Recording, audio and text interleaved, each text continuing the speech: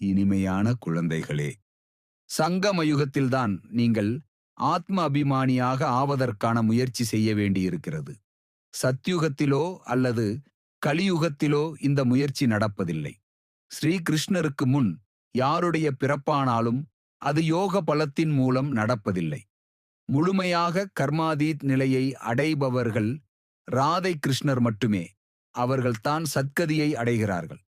பாபாவைத் தவிர யாருமே சிருஷ்டியின் முதல் இடை கடைசியின் ரகசியத்தை புரிய வைக்க முடியாது.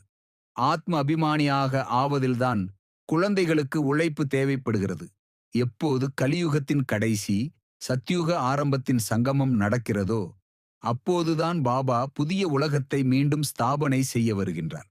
இப்போது தங்களுடைய வீட்டையும் புதிய உலகத்தையும் நினைவு செய்யுங்கள். ஞான மார்க்கம் தன்னை அறிந்து கொள்ளும் மார்க்கமாகவும், இதன் மூலம் நீங்கள் 21 பிறவிகள் புத்திசாலிகளாக ஆகிவிடுகிறீர்கள். எந்த துக்கமும் இருப்பதில்லை. உணவு பழக்கம் போன்றவற்றிலும் தொந்தரவு உண்டாகிறது. நீங்கள் தூய்மையான உணவை உண்ணக்கூடிய சங்கம யுகத்தவர்களாவீர்கள்.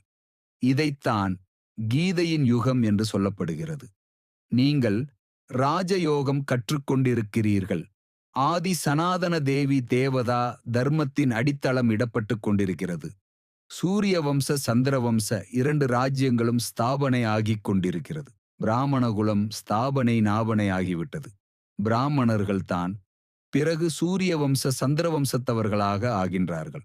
யார் நல்ல விதத்தில் முயற்சிப்பார்களோ அவர்கள் சூரிய வம்சத்தவர்களாக ஆவார்கள்.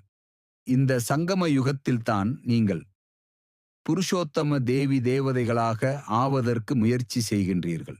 தேவதைகளுக்கோ சூத்திரர்களுக்கோ எந்த முயற்சியும் செய்ய வேண்டியதில்லை. நீங்கள் தேவதைகளாக ஆவதற்கு கால அவகாசம் தேவைப்படுகிறது. யார் நல்ல கர்மம் செய்கிறார்களோ அவர்கள் நல்ல குலத்தில் பிறவி எடுக்கிறார்கள். எப்படி எப்படி கர்மம் செய்கிறார்களோ அப்படி பிறவி எடுக்கிறார்கள். எப்போது தீய கர்மம் செய்யக்கூடியவர்கள் முற்றிலும் முடிந்து விடுகிறார்களோ அதற்கு பிறகு சொர்க்கம் ஸ்தாபனை ஆகிவிடுகிறது. நல்லது. மனாபவ தன்னை ஆத்மா என உணர்ந்து ஆத்மாவின் தந்தையான பரமாத்மாவை அன்போடு நினைவு செய்தால் ஆத்மாவில் இருக்கும் 63 ஜென்மங்களின் பாவ கர்மங்கள் அழிந்து போகின்றன. ஓம் சாந்தி.